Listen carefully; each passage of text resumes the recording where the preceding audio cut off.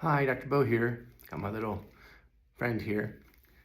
Had a question from a patient today, and I was shocked because I didn't realize I didn't get over the anatomy of what these parts are called.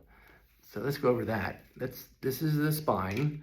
This is the skull. We call this the occiput. This is the atlas at the top. And then the axis is the one with the pin in it that we turn our head on. And then the other ones, just regular vertebrae, go down, and they have facets or facets, like comes from the word facet. But these are facets, and the facets join with each other. Oh, sorry. The facets join with each other on down the spine. And there's 24 movable vertebrae, so there's about 2 each, so 48 facets. And then you have the sacroiliac joint, which is a real big facet, but it's called the sacrum and iliac joint. Sacroiliac joint. It's the largest joint pretty much in the body, sacroiliac. And there's a lot of research and contention on how much movement these joints do. The sacroiliac joint especially, I believe the latest research is saying that it moves 1/3 of a degree. I think I feel more than that when I adjust the joint and so forth. They taught us coming out of school, it was 10 degrees of motion, so that would be like that. But we're gonna pull up some DMX x-rays and show these on x-ray and show the spine moving. So these are called facets, and that's where all the trouble arises, because the facet has the most neural sensation.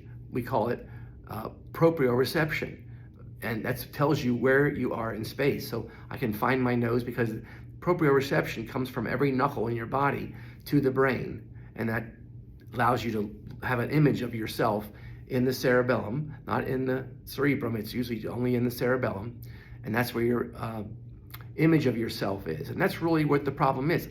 I want to say that over and over again because we need to change that hologram. That hologram of you in the brain needs to change because that incorporates where all these joints are in free space. So we want to have that kind of a curve in the neck. We don't want to have that kind of a curve. And you can see the facets would not last as long like that. They want to be in that kind of a curvature. And that can be measured with tools, angle measuring tools. We measure these and we we work on it till we get that kind of result.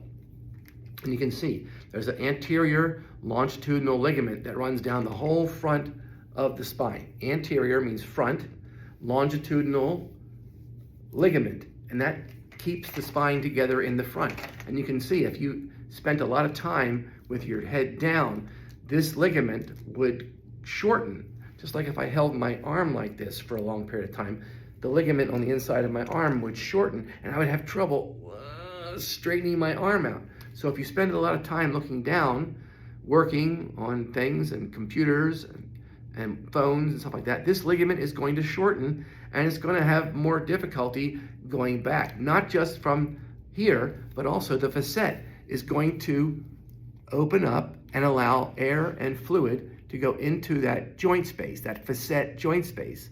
And that's going to make it difficult to bring it back without excavating that fluid and air out from between the joint spaces. And I was talking to this patient, young boy, and I was trying to explain to him. So I took my hand and I shook hands with him.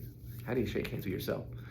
So you shake hands with yourself, you can see that's the way that's the strongest position. So if the facets are overlapped a lot, like the full overlap, and we call that an imbrication, full overlap, that's the strongest place for those facets to be, because they can hold there and you can do a lot of work, and you bend over to pick up something and the facets spread apart, and then you come back up and the facets close back down again. So you bend forward and come back up.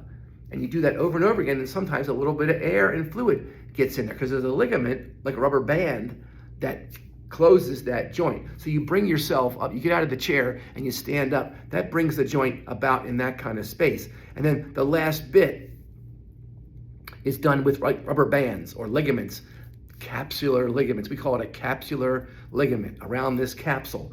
So we get a capsular ligament around these facets, and that brings them back that last bit. You may activate the muscles just enough to get yourself erect, but the actual joints are brought home.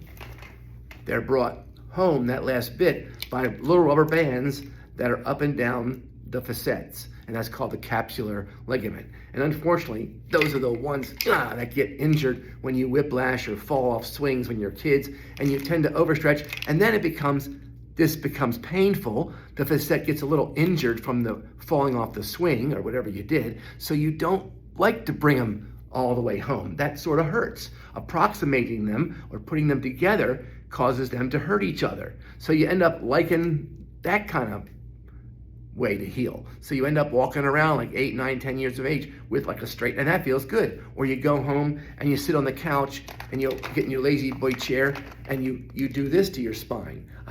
Sitting in my lazy boy chair. And you can see that's just horrendous. That does exactly the wrong thing. But that feels good because you're unweighting, taking the weight off of the facets. So that feels good. Putting your feet up on the ottoman or whatever, sitting there, and you sit there for hours, maybe you fall asleep. Nobody ever goes home and watches TV like that. Oh yeah, let me watch TV upside down and put my prism glasses on. I wish you would, because that would regenerate the spine back to a contour that would be behooving to lasting a long time, because the discs are unweighted here.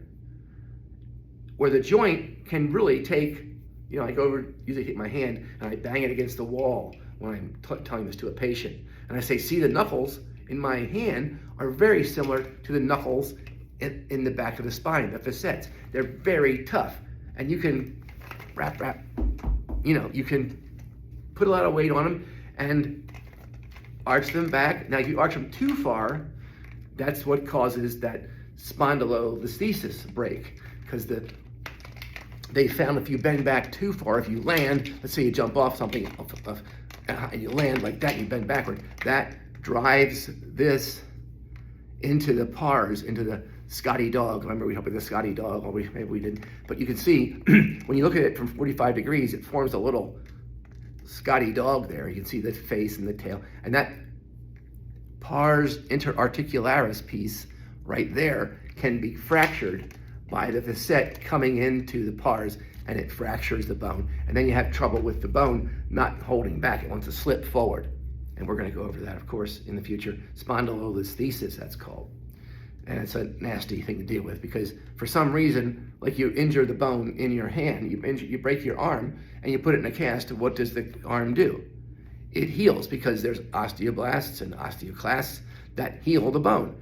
But I don't know why, when this piece breaks, when this pars breaks in the spine, for some reason, that doesn't heal. Doesn't make sense to me. But for some reason, that bone doesn't heal. And maybe there's a surgeon or can tell me why the pars is the bone that doesn't heal. It's fascinating to me. There's things in the body that just don't make sense. Thank you very much. Like and subscribe. Thank you.